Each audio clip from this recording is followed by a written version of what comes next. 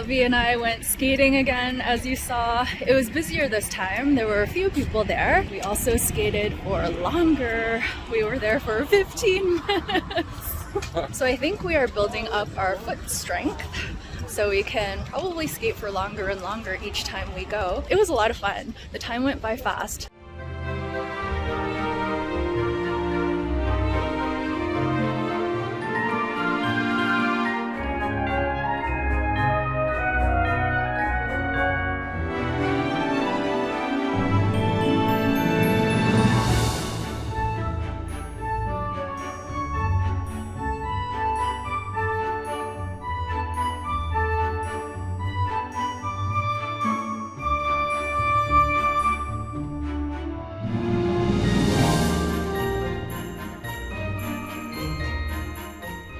Hubby and Lulu are about to open the advent calendar.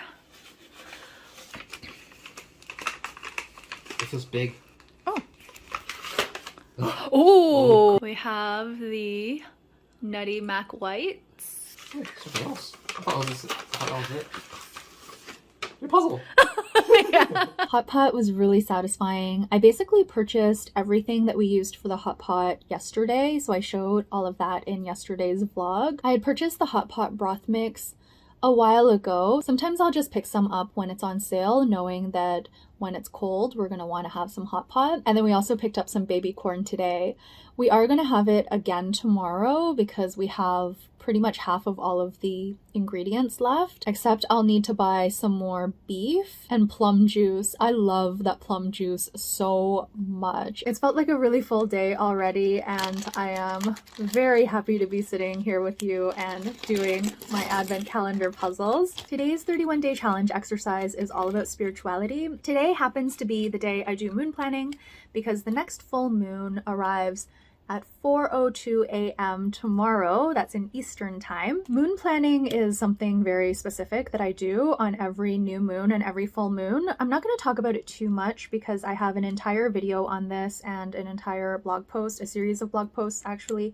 I write about this pretty much every year. On my website, I just offered up a few of the questions that I was responding to today as part of my full moon practice. I did my moon planning session this morning, and I have a little time lapse that I'll insert here to show you. One of the main themes around full moon is gratitude and also celebration. It's a time to reflect on everything that you've accomplished over the last lunar cycle. So that's what I spent a bit of time doing today. As a part of my practice though, I also pull an oracle card and a tarot card, and I'm trying to learn how to use the I Ching. So I've added a lot of things to my practice, and it was feeling really good for a while, very, very exciting. But today it felt a bit cumbersome. It also felt really strange because I kept pulling cards that didn't really align with how I was feeling. Maybe because I was feeling a little bit distracted or rushed, had a lot of things on the go this morning, a lot of things I wanted to do. It might have also been because I was pulling the cards in a different area of the condo. So maybe that's why things didn't really align with how I was feeling. But in the past, I have had a lot of interesting aha moments and interesting realizations from using divinity cards. So I've been wanting to hold on to this practice, but I recognized that my moon planning sessions had become quite complicated, almost drawn out, because there were so many steps, so many things I wanted to do as a part of my practice. So I did try to simplify things earlier this year, but I had an aha moment during today's moon planning session. I thought to myself, you know what? I'm not really deriving the same amount of joy and value from pulling these divinity cards as I used to. Maybe it's time to let this practice go. And as soon as I had that thought, the cards that I pulled started to make more sense. It was almost like the cards were telling me, you don't need us anymore. You can do this on your own. I started thinking about how a lot of the things that I read, everything kind of sounds the same. Even though I'm looking at different sources, even though I'm reading the descriptions for different cards, a lot of it sounds very familiar, I was really starting to feel a sense that I can actually trust myself more now. I don't need to rely so much on these external sources. And I had thought that a while ago, but when I simplified my practice, I was so reluctant to let go of the oracle pull. I was reluctant to let go of the tarot pull. I was reluctant to let go of the I Ching because I had just started learning it.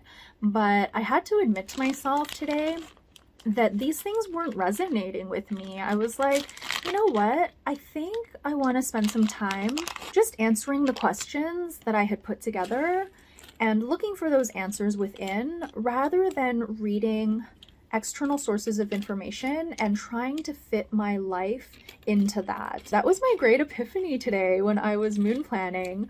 I decided I was going to let go of these external sources for the time being, just set them aside.